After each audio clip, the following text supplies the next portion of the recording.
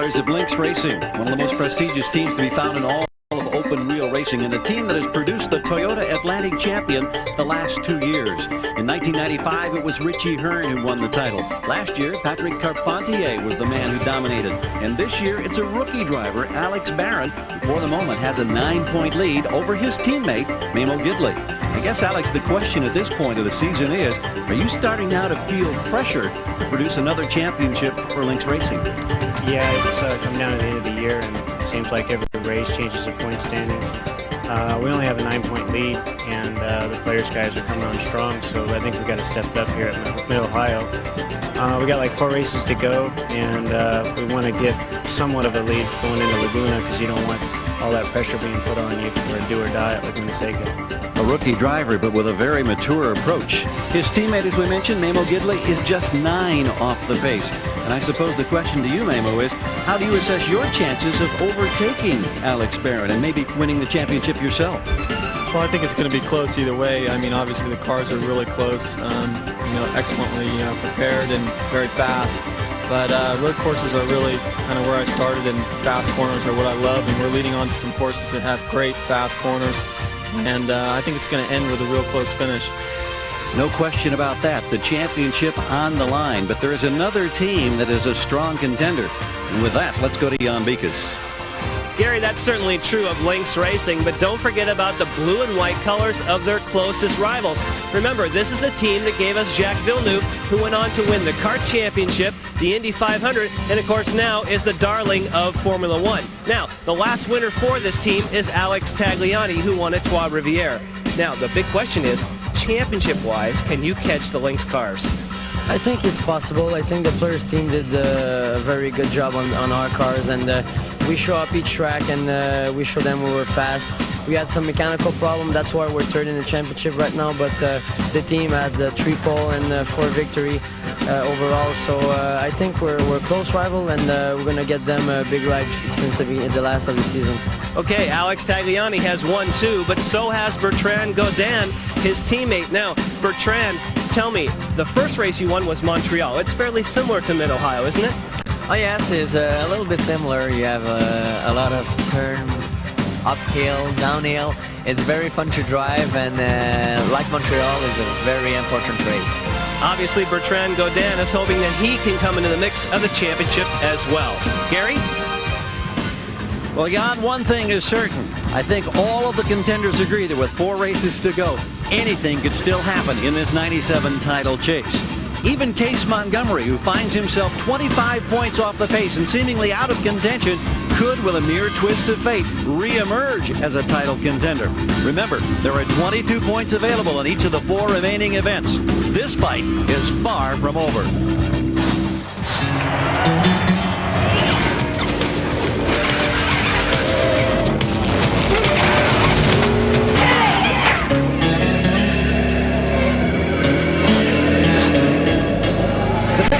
Sports Car Course, one of the nation's most demanding and most beautiful road circuits, and a traditional site for Atlantic competition. In fact, since 1976, these exquisite machines have competed over hill and dale of Central Ohio, with, among others, Jimmy Vasser, defending kart champion, claiming victories.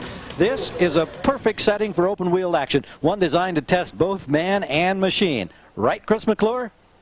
Well, Gary, this place really is special. 2 1/4 miles and 13 turns with just about every challenge a racer could imagine. Long, high-speed straightaways, elevation changes, lots of corners, but corners wide enough to allow passing. You know, the theory about racing around these parts has always been just turn them loose and let them get at each other. And this race should be no exception.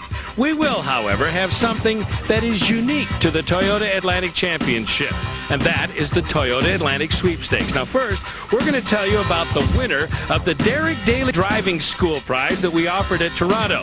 And we'll tell you about a brand new sweepstakes that features a trip to one of America's favorite playgrounds. Sound intriguing? Well, stay right there. We'll tell you all about it in just a little while. Gary? Well, thanks, Chris. You've got our imaginations running with that one. Coverage of the 9th round of competition of the 1997 Toyota Atlantic Championship is being brought to you by Toyota Motorsports. Our minds are always racing. We'll be back to set the field and take the traditional Atlantic standing start in just a few moments. Clutches slam together and tires screech. Coming up next.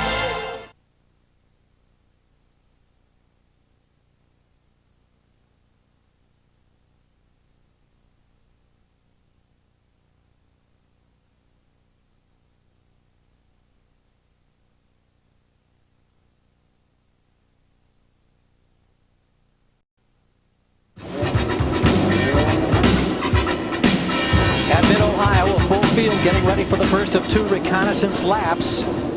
We have seen one car, David Pook, pulled off to the side. There may be a fuel leak problem that may deny him an opportunity to take a recon lap, and for what we know, maybe deny him an opportunity to compete.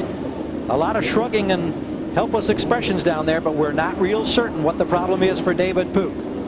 He is in the second row with a good qualifying start as we get ready to let the field go. They'll make 2 tours of this circuit here and then come back, and we'll get ready for the always dramatic standing start. Now, there are other major stories. Let's go to Chris McClure once again. One of them pertains to our pole sitter. Chris? Well, Jared Schrader has picked up his first pole in the series in the number 96 car, and the first pole ever for that newly constituted team as the cars pull away. Now, we will see on that standing start in just a little while, Gary Gerald, that Schrader will be on the right-hand side. That is not the preferred line, one would think. I picked the right side solely because it's a cleaner line, first of all, and Patrick last year was able to beat me to turn 1, and he chose the right side, so I picked it also. So Jared Schrader takes a chance going from the right-hand side, but he might be in good company. Last year it worked for Patrick Carpentier. One other quick note, number 66, Alexander Tagliani had a big hit with the car yesterday. It damaged the lower portion of the tub. Now, they were able to take it about an hour down the road to Columbus, Ohio, to a place called LG Composites. They rebaked the tub overnight. He got back here at 5:30 this morning. They ran it in the warm-up. It seems okay. He will race that machine. Any other track on the Atlantic schedule, they couldn't have done that. Well, let's check out now the official starting grid. Jared Schrader, as you heard, will start on the pole for the first time. The season points leader, Alex Barron, alongside. In the second row, Bertrand Godin with a pair of wins, and David Pook, if he can get going. In the third row, it'll be Anthony Lazzaro, your season opener, winning at Miami, along with Tagliani, number 3 in points. Mamo Gidley, second in points, and Steve Knapp in the fourth row. Case Montgomery and Kenny Wilden occupy row 5. João Barbosa, who was second in the last race at Trois Rivières, starts back in 11th. We'll keep an eye on him. We expect him to move forward. He'll be next to Chuck West. Ted Solly starts 13th with Michael David next to him. In the 8th row, it'll be Eric Lang and Mark Tagg. In the 9th row, Chris Smith and Cam Binder. Row 10, Joe Sposato and David Cutler. Then it's John Brooks and Joaquin De Soto, Howie Wiebengood and Bob Siska in row 12, and completing a 26-car field, James Irvin and Jim Ward. Gary, we have a report that Cam Binder has got himself in some trouble as well. Chris, what's up with that story? Well, we do know David Pook has a fuel leak. The cowling is off. They're trying to fix that. Meantime, I'm heading down pit road because Binder did just come in, and I'll check that out for you. All kinds of things happening here as they complete the second of the 2 warm-up or reconnaissance laps, and you've got 2 very anxious and very concerned drivers and their crews. Listen to the emotion in the voices down there as they scramble to try and make repairs. And what a heartbreak for David Pook. Remember, in our last race, he didn't even get off the starting line. He broke the input shaft up at Trois Rivières, and he's had great qualifying, but he just can't seem to have the mechanical stability he needs. This is the onboard look from the Lynx racing car of Mamo Gidley, car number 19, right over his shoulder, and we'll see him at work in dealing with traffic. Remember, Gidley starts back in the 4th row. We'll also have onboard coverage from this car, the white number 43. That's João Barbosa. We mentioned he had a terrific drive in the most recent race at Trois Rivières. He is starting 11th. And with that colorful helmet in contrast to the white bodywork, we will watch him as he comes back up now to the starting grid, and we prepare for the standing start. And Case Montgomery, who is Cam Binder's teammate, has also just now come on pit road. So 3 top contenders already in the pits with problems. Here's Montgomery on the Cam Binder team, car number 29. He is battling a very bad thumb that he injured earlier. And again, you see Chris right there. Well, they're about to push Case Montgomery's car away. Cam Binder has an ignition problem. They've changed the ignition system, but it didn't seem to solve it. He may be stuck here for a while. And I think Case Montgomery is just going to start the race from the pits. He does have a bad thumb, and that may be part of this. The crew hasn't indicated to me what exactly was behind this decision. Now he stalled it as he tried to drop the clutch here in the pits. Boy, you can see Montgomery sitting there shaking his head in frustration. Now the lights come into play. We'll keep an eye up here on the corner of the screen, waiting now for the command to turn them loose. A great circuit at Mid-Ohio. It's an uphill climb toward a hard left-hander. Revs up, red light on.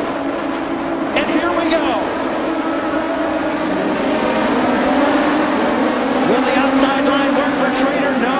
Alex Barron beats him in the drag race, and it's Barron who charges into the lead. The strategy backfired for Jared Schrader.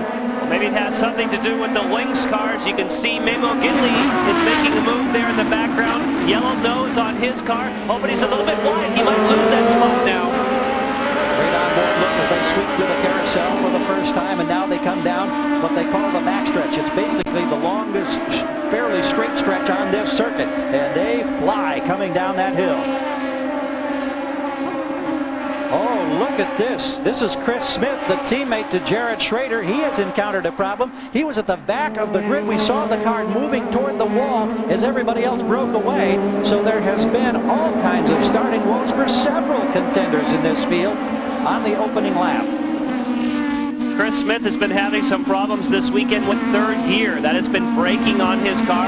They've had a lot of trouble. He even ran the spare car this morning in the warm-up, hoping they could find the trouble.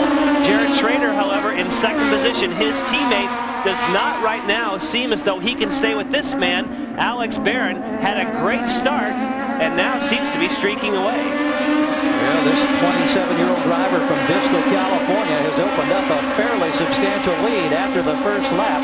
A terrific job on that start as the strategy and the gamble that was made by Jared Schrader apparently backfired on him. Let's take a look once again here, Jan. Now, I don't think it is because of the side of the road that he chose. As the cars get away, it looks like Jared Schrader gets plenty of grip. But it was just the initial launch that Alex Barron was able to get. He has more speed. And see, I don't think it was track or lane choice. I think that Barron just had a better hole shot. Well, the whole shot it was, and it has resulted in this kind of an advantage early in the competition at Mid-Ohio. Toyota Atlantic Racing from one of the most scenic road circuits in the country continues in a moment.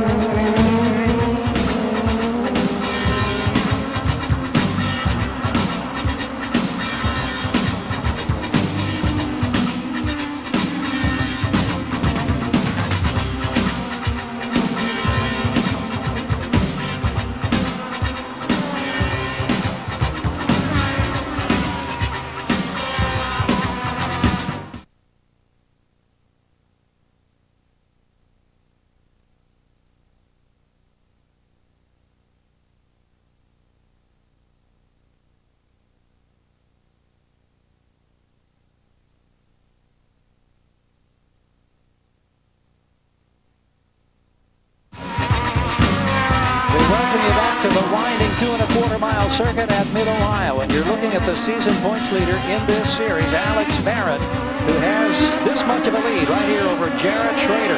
And now you get the nose-on look as they come up the hill. Bertrand Godin in the blue and white car runs third. Right behind him is Anthony Lazzaro, and then it's Memo Gidley, the teammate to Barron, to complete the top five. And then Alex Tagliani with that repaired car is right behind Memo Gidley in the other blue and white car. So he obviously is going to try and move through the field.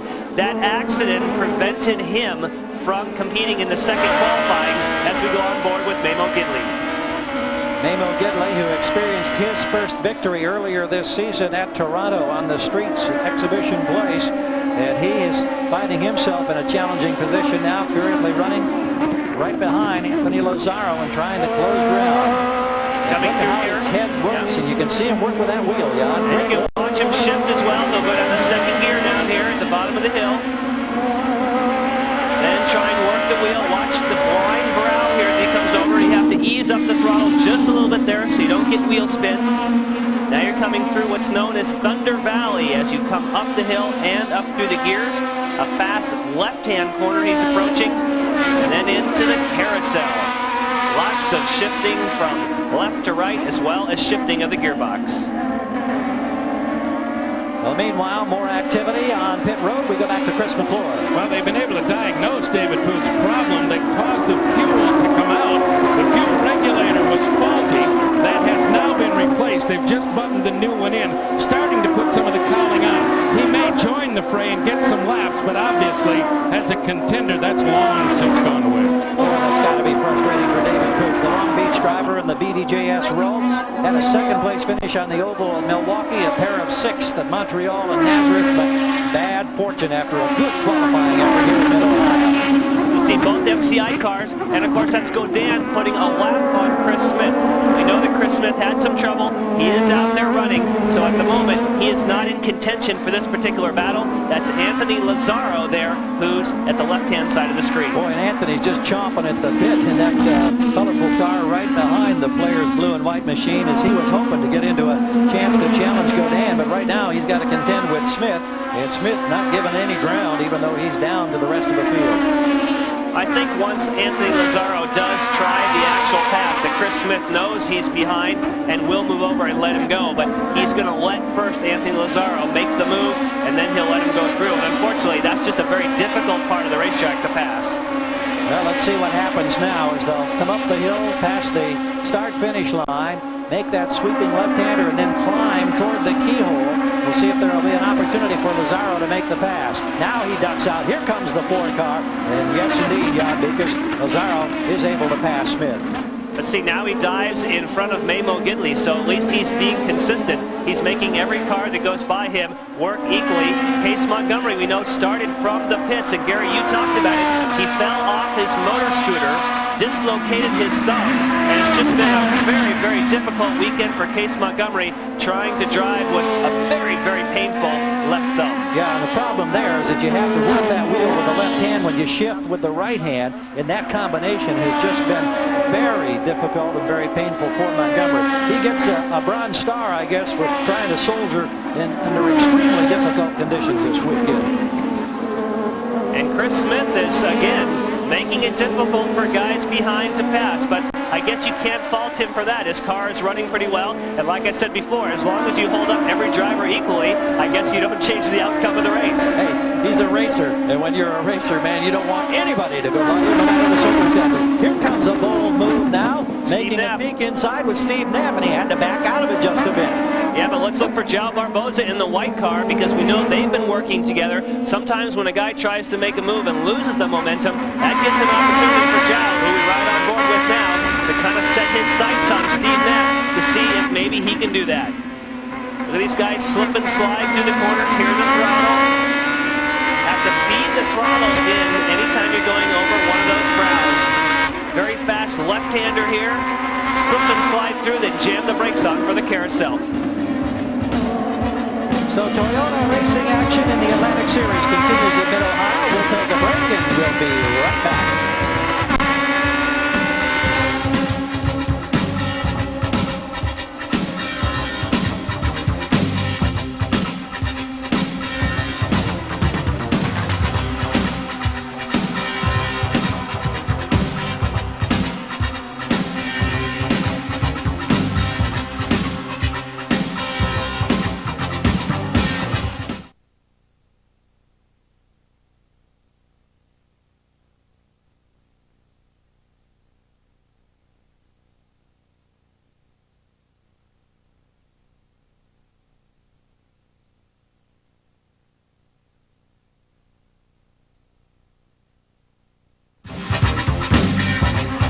Back at Mid-Ohio, we've chronicled problems for Case Montgomery in car number 29. Let's learn more about his situation from the pits and Chris.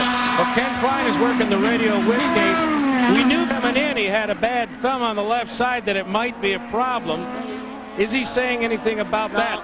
He said about 12 laps it starts giving him a lot of problems. He's got a fractured bone in his thumb. it's kind of hard for him to hang on, but he said he's going to race one way or another. He's going to finish this race. Now the clutch problem rears its ugly head right at the beginning of the race. I don't know if that's more frustrating than the thumb. That was more frustrating because we thought we had a pretty good car this morning, and we felt he could come out here and do some good again on the starts. You know, the starts are usually pretty good. He put a clutch in, and he said it's not working right, so he'll start from the pit lane. He's got the wrecks, so they're going to run the back of him. So, fellas, maybe it's time for Case Montgomery to catch a break. Case Montgomery has proved in the past that he can win in this series, but this year it has been a lot of frustration. We got a glimpse, Jan, of the 14 car. It's a black car driven by Chuck West, and he's done a nice job as he has jumped into the top 10 in the number 9 position. You see him in this group. Oh, here's a problem here as John Brooks gets back on circuit in car number 12. Right in front of Montgomery, it appears, as we go back on board now with Barbosa. And there's a black car ahead, and I'm wondering if that's the black car that has, yes, Chuck West has passed Jal Barbosa for position. He's in the black and yellow car, right on board with Barbosa. That's Chris Smith right ahead, and then 2 cars ahead is, like we said, the great move there so far by the number 14 machine. Chuck West having himself a nice ride here. He was very strong in one of the practice sessions this weekend. Had to struggle a bit as he qualified in the number 12 spot, so he has advanced 3 or 4 spots already. He's got Steve Knapp in front of him, and it's in this cluster of 5 cars as we again ride with Barbosa. Here's the group.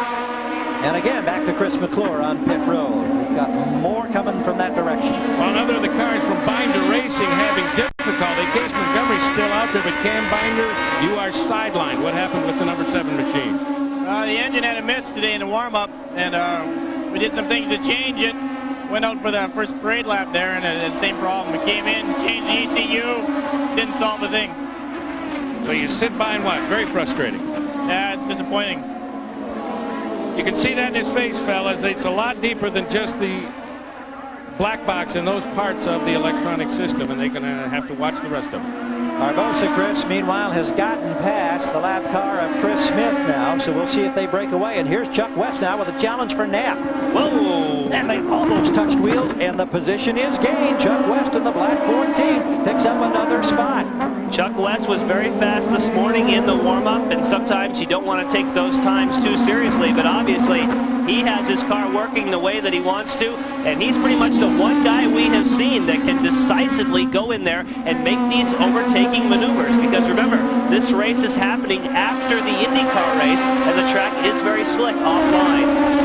His best finish this year was on the oval, the mile at Milwaukee, when he finished 5th. A former Formula Mazda champion, and he has had a very productive run thus far. His next challenge will be against Tagliani, who is running 6th in the blue and white car right in front of him. But I also noticed that Chuck West is starting to get loose in some of the faster corners. The back of the car does tend to step out, not so much in that one, but in the right-hand corners. There's only a few lefts here. They're going to work their way past Jim Ward, I should say. And he moves off and lets them go through cleanly. Good move there by Ward at number 9, his first appearance this year. And he lets that string of cars go through. More activity along a very busy pit road today. Chris? Mike Doyle on the horn with Chuck West, who's on the move. Is he saying much about the performance of the car? I don't want to bother him right now because he was in a tight pack of 5 cars turning about the same time. He might be getting filled up on the backside. I don't know. But looks like he's gotten warmed up and he's ready to make the move to the front. Well, the car's working very well. I know you made an important engine decision for this race to save a fresh one for next week. Well, we had all kinds of decisions. We were way off the pace when we first got here. Mid-Ohio was our toughest track to set up for. We finally got the setup dialed in. Then the engine blew up. But that was a blessing in disguise because this engine is so much better than the one that was in there. So the car's hooked up right now, and I'm hoping for a good finish today, finally. Well, fellas, maybe sometimes you back into a good break. Well, while Mike was talking there one time, yeah, we saw him using a lot of racetrack as he bounced off a curb and almost had it in the grass, but he made a nice save. Now, some of the guys in the Formula One circuit used to blow up their engines on purpose if they didn't like it. Nigel Mansell was one of those guys who just put the clutch in, rev it up to 15,000 RPM until it blew up, and then say, "Oh, I don't know what happened, but you guys will have to put a new one in." Oh, got a problem here. Tagliani with a 360 spin, saves it, and nobody makes contact. Wow, job by Tagliani. That was cool. Danny Sullivan would be proud of that one. That was was a spin, and I don't know if it's going to go on to be a win. That was awesome. 360 degrees, didn't hit anything, and only lost, I believe, 2 spots. Well, West was one of those who got by. Barbosa also got through, as I did believe Steve Knapp. So 3 cars actually passed him. But what a spectacular move by Tagliani. I think we're going to get a chance to take a look at this one again. He had a handful of steering wheel. Coming off of the keyhole, you'll see him in the background. I believe he gets up on the curb. Yes, he was on the curbs, and when he came off, he hit the grass, spun it around. To his credit, he stayed on the throttle. He did not go for the brakes. Here you can probably see, yeah, that's how you can see it develop. He got up on the curb, stayed on the throttle, kept it in a straight line, and only 1, 2, and eventually 3 guys got by him. And West did a nice job in reaction as he tapped the brakes, then held the line and got the position. Tagliani, with that spin, continues after dropping 3 spots. Well, it's red-hot racing in Mid-Ohio, and we got more for your enjoyment in just a moment.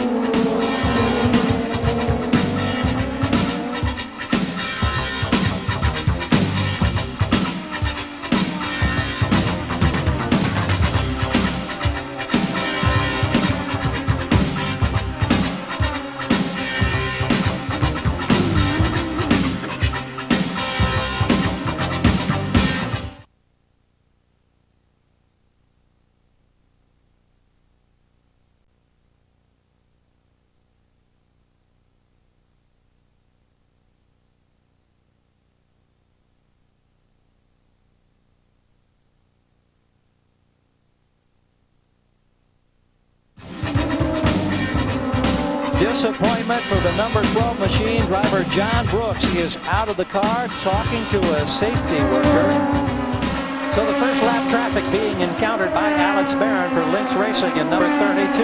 He has led from the start when he got the jump with the standing start on Jarrett Schrader. Schrader continues to run second. He is in that blue and orange car. And here's third place. This is the teammate to Tagliani. This is Bertrand Godin in car number 33. Evenly spaced are the top 3 now. Here's another problem. We've got a driver off the circuit here. James Irvin. James Irvin, I believe. Yep. Out of South Miami, and he has twisted a few things around there in the front end of that one. So Irvin's day comes to an end. He appears to be all right. And we get a look at the tail end of all of this. That is the exit of turn number 1. He is spun. He got too wide on the right-hand side of the screen, then spun across the track and hit the guardrail on the left-hand side. Obviously, the front wing took the brunt of that. Oh, we're going to go full course caution. I would assume that that is an outgrowth of that incident involving the 46 car of James Irvin.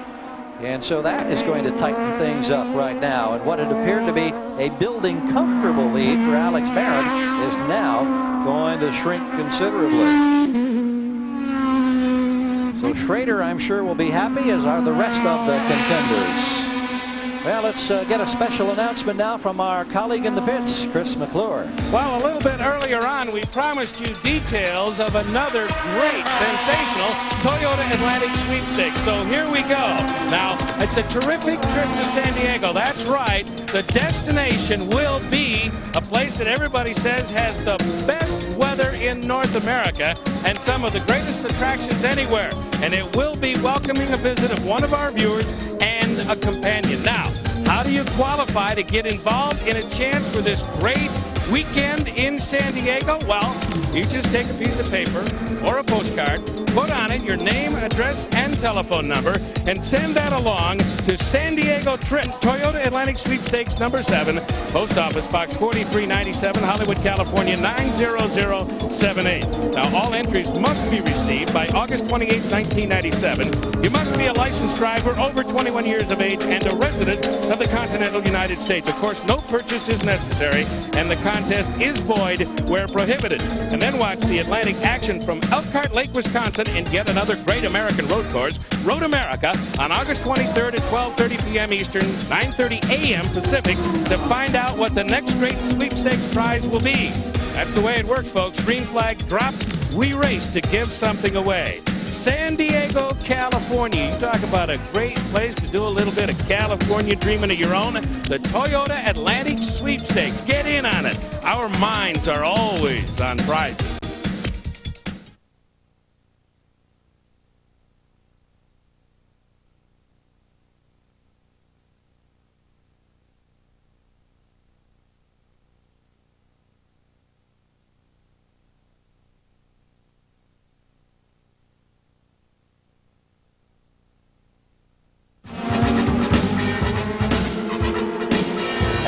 the Toyota Atlantic Championship Series continues at Mid-Ohio.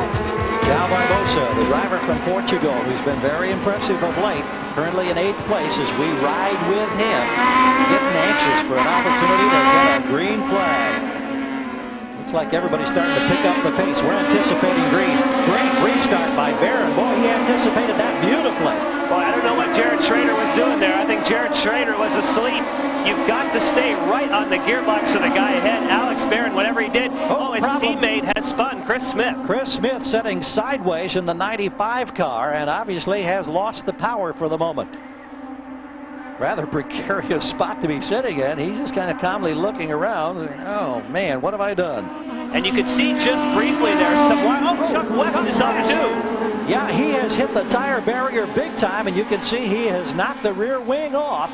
And after a drive that saw him advance from 12th to 6th, Chuck West's day is done. A thumbs up indicates to the corner workers that he's okay. Oh, but frustrating after making such a great chance to challenge. And look, he just rode right up over the wheel. That was the lap car of DeSoto. And that was just a case of trying to get by the lap cars that were ahead of him. Got a little bit too close, rubbed wheels. He goes up to the inside. He's already made contact at this point, and then he's just along for the ride across the sand trap and into the tires.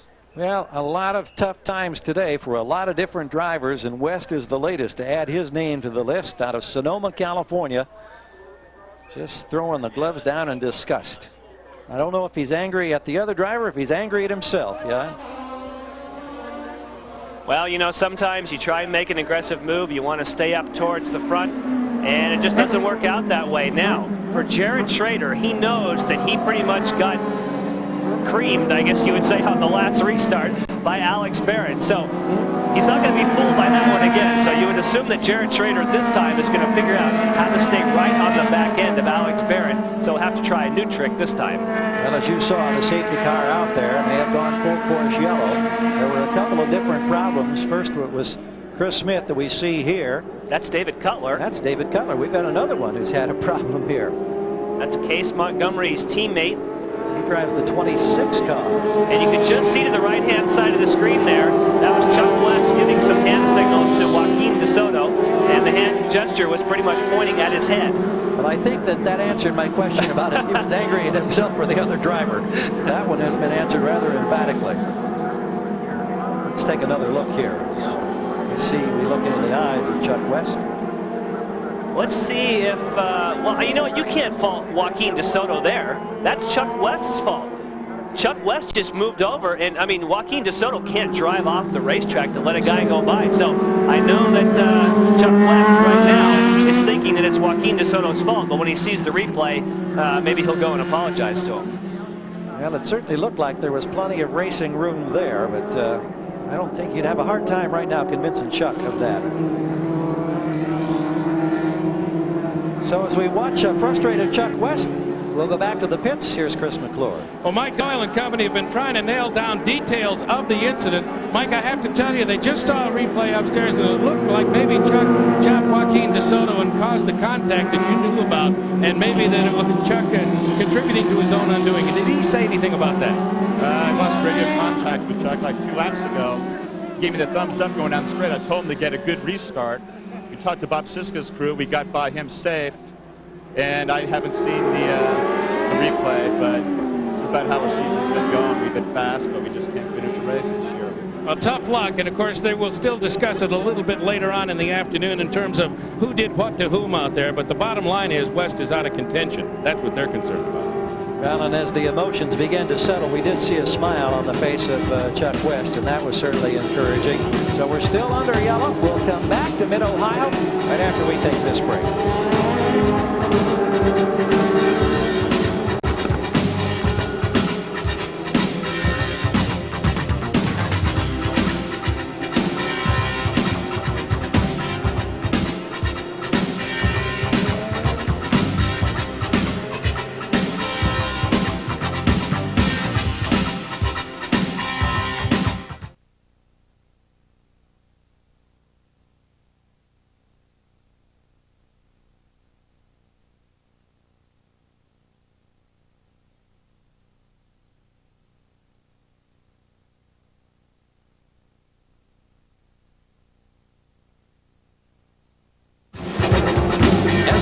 to Mid-Ohio. The wheel continues to circulate under the double yellow flags indicating full course caution.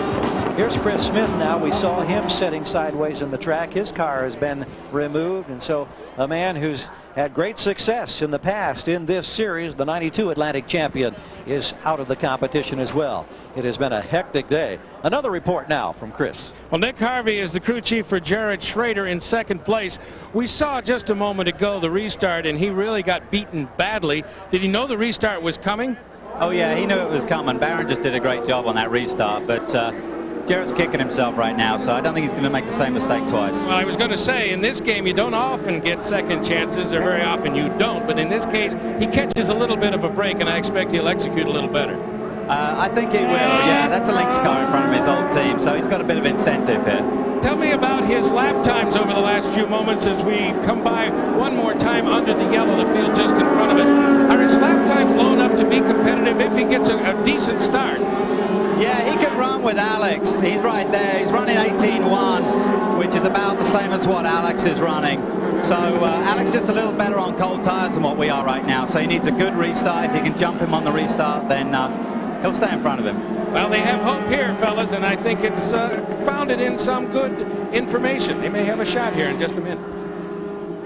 Well, it's interesting. Meanwhile, Chuck West, he has taken some time now to accommodate the race fans. He's gotten on the other side of the fence, and he said, yeah, folks, I had a tough day at the office, but I'm feeling better about it now. And that's great that he's out there and the race fans get a chance to say hello. He's a delightful young man, but as any race driver can tell you, in the heat of the battle, boy, the emotions get going. And you have got to be one tough hombre. And Jan Bigas, you know all about that. You've been in that seat, in that position different times in your past driving career. Yeah, obviously, if you're going to be performing at your peak, you're going to have a lot of adrenaline running through the system. You're going to be all fired up. And, you know, just when you get out of the car, it doesn't turn off automatically. Right. You still have the heart's still pumping. It's still circulating it through your veins. It takes a little while to cool down. Now, we've talked about restarts as we look at the teammate to the guy who's leading the race. Of course, we ride on board with Mamo Gidley. The way that you get a good restart is you're trying to outfox the other driver by either slowing down drastically, then standing on the gas, doing something unexpected. Now, last time we know that Alex Barron did something unexpected. We'll see if he can figure out how to do that one more time. I wouldn't be surprised now, and I'm just purely guessing here, to see him really slow it down and maybe bring an entirely different pace as they anticipate green. We'll see. This is Gidley again. He is running in the 5th position, the teammate. It's Barron up front, and then Jared Schrader in the 2nd spot. Bertrand Godin, Anthony Lazaro, and Mamo Gidley, your top 5. Steve Cameron keeps an anxious eye on the Lynx Racing team. Boy, they've had such grand success. We mentioned as we started our show today about 2 years ago, Richie Hearn with a championship, and Carpentier, the way he dominated last year. Now they're tightening things up here. This looks a little better as they come to the carousel. Green flag is waving. No big jump, but still an impressive start for Alex Barron. Alex Barron just got on the power a little bit earlier. He got on the power back around the turn 10, turn 11 region. And for some reason, Jared Schrader is just not able to stay with him. Obviously, he didn't surprise him. And we heard earlier that his crew said the car wasn't as good when the tires were cold. And Mamo Gidley had a little peek there as he had a thought about challenging Anthony Lazaro. At the moment, he settles right back in behind him. Here's that race for 4th place. Now, Lazaro came off the carousel, the keyhole, in pretty good shape that time. More information coming our way from the pits and Chris. Well, Steve Cameron, we were going to ask him about the restart, and we knew that he might be pressured off the carousel down there, but well executed again by Alex. Yeah, he did a good job. Part of the problem we've got, he's lost his radio, so we're not able to actually communicate the green. So, you know, we're giving him pit signals for his gap on Jared and his lap time, but he's kind of on his own in this race. He didn't know coming through the carousel that the start was coming, at least not for sure? Well, he had to figure it out. The pace lights went off on the pace car, so you know, he knows that means it's going to be a start. And it looked like he anticipated it well. So, but like I say, we're all standing here crossing the figures, and we can't really help him like we'd like to. Well, it's all in his hands this time, gentlemen. Not all that unusual. Radios do fail, but right now, Alex Barron is under a white flag. Indeed it is. That indicates 1 lap to go, and Alex Barron continues to maintain the advantage up front. His closest challenger, that blue and orange car, Jared Schrader, right behind. And then it's Bertrand Godin running third. We've seen some interesting things happen this season on final laps in different races, and you can't help but wonder if it could happen again. Right now, our best battle is for second. A pretty good run here by Godin. Godin has the speed, but see, Jared Schrader's going to make him go around the outside. Now it's Godin. He's looking over to see, have I cleared it? Can I go around the outside? Oh, man, he made it look easy. That was a terrific job as he got the run, got the position, and had to go the long way around. But second place is now held by Bertrand Godin.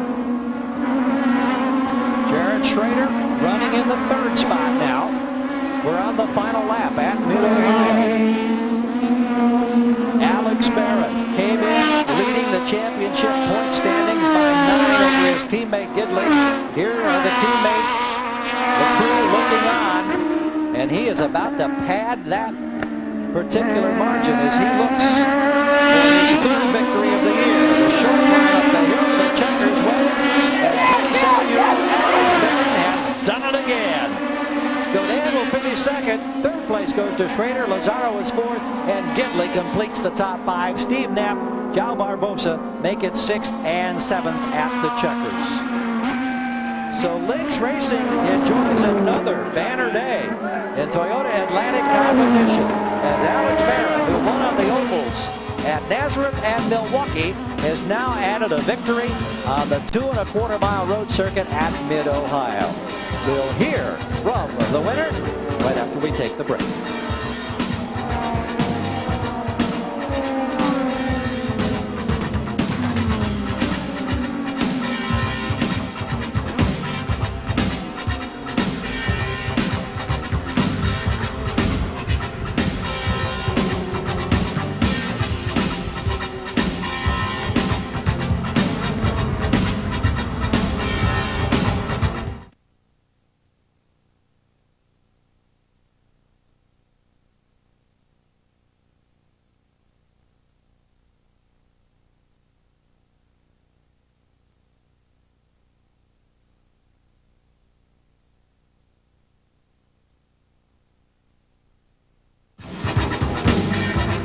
So with the fist still pumping, look at the emotion from the seat of the number 32 car, Alex Barron for Lynx Racing with victory number 3 this season and stretching his bid for a 1997 championship in this tough series, making his way toward victory lane. And Jan Beekes, he answered all the challenges. There were a couple of opportunities for guys to make a run at him, but he had the answers each time. He had the answer at the start, and then he had the answer each time at the restart, and that's what made the difference. Well, it'll be interesting to hear from him as we take a look at the final standings. Barron on top. Godin finishes second. Schrader in third. Lazaro fourth. Gidley and Knapp 5th and 6th. Then Barbosa, Tagliani, Michael David, Ted Solly with a top 10 finish. Case Montgomery soldier with an injured thumb to 11. Kenny Wilden completing the top 12. Barron out of the car, and Chris McClure is right there. Alex Barron getting hugs from all around. Emotional moment, certainly. We'll let him get his helmet off if we can and step in here. But a terrifically executed race, I think all would agree, from the start against Jared Schrader. Also a couple of restarts down through the carousel. And let's work backward, Alex. First, the restart just a couple of moments ago with radios out. Was there any confusion on your part in terms of whether or not you were going to go? No, I just told them that I knew what they were telling me on the pit board. And I knew the restart was real important with only a couple laps to go. And I punched off and got a good start, and my car was good with cold tires. So I thank Lynx, Victor Circle Racing for giving me a great car. Take me back to the beginning of the race. Were you surprised Jared took the right side? Did it change your tactics, and how did you take advantage of it? No, not really. I just knew that it was important to get a good start, get a feel for the clutch, and get into the first turn. I just saw Jared get a little bit more wheel spin than I did, and then I shifted into second. My car hooked up, and then just got good runs the first 3 laps, got a little gap, and then just went on from there. Well, nothing's done in terms of the championship, but this doesn't hurt, does it? No, it sure doesn't. Feels good again to win. Congratulations. Thank you very much. Alex Barron, 3-time winner. Well, he's a rookie to this series, and that fresh young face, though, he shows a lot of sophistication the way he has handled this series and enjoys another victory. We'll hear from Jared Schrader in just a moment.